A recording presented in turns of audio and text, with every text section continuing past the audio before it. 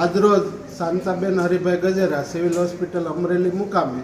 અમર સાહેબ આશ્રમ દેવગામના મહંત શ્રી ચંદ્રેશભાઈ, તેમના લઘુબંધુ હાલિકભાઈ તેમજ વડિયાથી ચાપરાજભાઈ એવા જ દેવગામના અમર સાહેબ આશ્રમના સેવકો, દેવગામમાંથી પધારેલ વિનુભાઈ પાચાણી શિક્ષક શ્રી વાલજીભાઈ બુહા એમજ પેશન્ટ આચાર્ય ભાઈ શ્રી મુકેશભાઈ તથા જે કાંઈ અહીંયા જે ધાત્રી બહેનો છે, જે નોર્મલ ડિલિવરી છે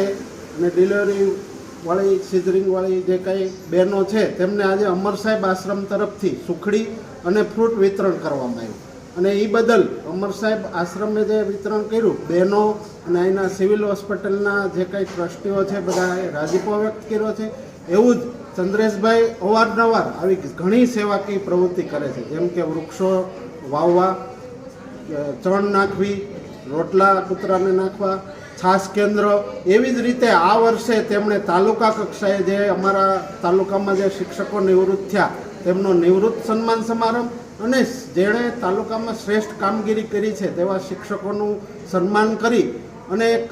શિક્ષણની પણ જ્યોત જગાવી છે.